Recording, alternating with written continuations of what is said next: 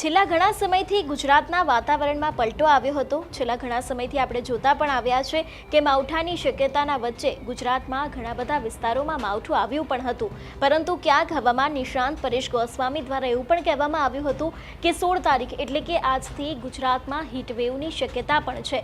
ગુજરાતમાં ખરેખર હીટવેવની શક્યતા છે કે કેમ અને કયા જિલ્લામાં અત્યારે હાલ સતર્ક રહેવાની જરૂરિયાત છે તે દરેક વિષયને લઈને આજે વિસ્તારપૂર્વક વાત કરીશું। નમસ્કાર, હું હંસિની અને તમે જોઈ રહ્યા છો નિર્ભય ન્યૂઝ।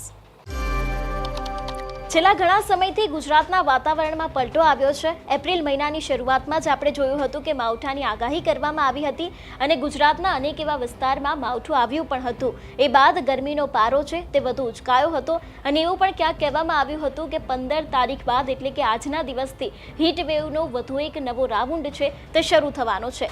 જો રાઉન્ડ વિશેની વાત કરવામાં આવે તો અત્યારે હાલ ખાસ કરીને કચ્છ છે તેને યલો એલર્ટ જાહેર કરવામાં આવ્યું છે। રાજકોટ છે તેમાં પણ તેની સાથે બનાસકાંઠા અને સાબરકાંઠામાં યલો એલર્ટ 15 તારીખે આપવામાં આવ્યું છે અને 16 તારીખની જો વાત કરવામાં આવે તો 16 તારીખે ફરી એક વખત એટલે કે આજના દિવસે કચ્છમાં, રાજકોટમાં, બનાસકાંઠા અને સાબરકાંઠામાં ફરી એક વખત યલો એલર્ટ છે તેને જાહેર કરવામાં આવ્યું છે। એટલે કે જે હીટ વેવની આગાહી કરવામાં આવી હતી એ જ આગાહી પ્રમાણે હવે ગુજરાતમાં ગરમીનો પારો છે તે વધારે ને વધારે ઊંચો જઈ શકે છે।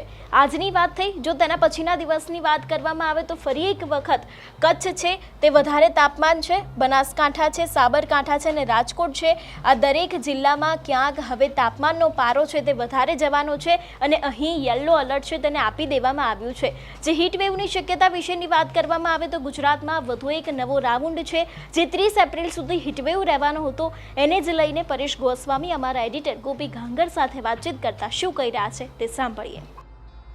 તાપમાન છે એ લગભગ નવી મુસીબત લઈને ગોપીબેન આવશે એવું અમને લાગી રહ્યું છે। હીટવેવમાં કેટલે સુધી ટેમ્પરેચર પહોંચે એવું લાગી રહ્યું છે આપને? સામાન્ય રીતે જોવા જઈએ તો બેન 2025 નો જે ઉનાળો છે, આમ તો શરૂઆતથી જ અમે બધા આપને માહિતી આપતા રહ્યા છીએ કે આ વર્ષનો ઉનાળો છે એ આકરો રહેવાનો છે, અનેક પ્રકારના નવા રેકોર્ડો બનાવશે।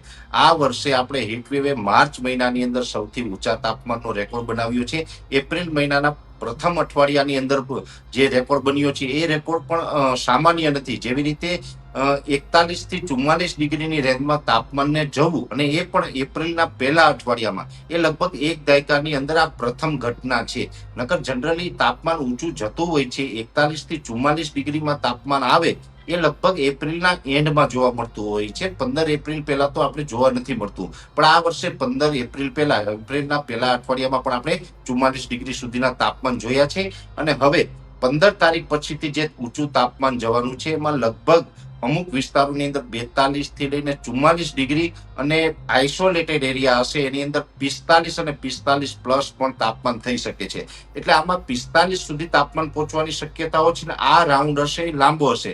સામાન્ય રીતે હીટવેવના રાઉન્ડ આવતા હોય તો 6 થી લઈને 8 દિવસ, મેક્સિમમ 9 દિવસ સુધીનો હીટવેવનો રાઉન્ડ હોય, પણ જે 15 તારીખથી જે હીટવેવનો રાઉન્ડ ચાલુ થાય એ લગભગ 15 દિવસ સુધી એટલે કે 30 એપ્રિલ સુધી તો આપણે કન્ટિન્યુ જોવા મળશે। એટલે લાંબો હીટવેવનો રાઉન્ડ હશે અને આકરી ગરમી હશે, એટલે લોકોને લાંબા સમય સુધી આ હીટવેવનો સામનો કરવો પડશે। અને એમાં પણ ઉત્તર ગુજરાતનું પાટણ, મહેસાણા, હિંમતનગર અને ઈડરની અંદર સૌથી ઊંચું તાપમાન નોંધાશે અને અમદાવાદ, ગાંધીનગર, સાણંદ અને વિરમગામ છે એ બીજા નંબરે રહેશે અને સૌરાષ્ટ્રની અંદર પણ અમરેલી, રાજકોટ અને સુરેન્દ્રનગર છે એ ટોપ ઉપર જોવા મળશે। એટલે આ રીતે દરેક રીજનની અંદર ઊંચું તાપમાન જોવા મળશે અને લાંબો સમય સુધી આ હીટવેવનો રાઉન્ડ ચાલશે તેવી શક્યતાઓ હાલ અમને લાગી રહી છે ગોપીબેન।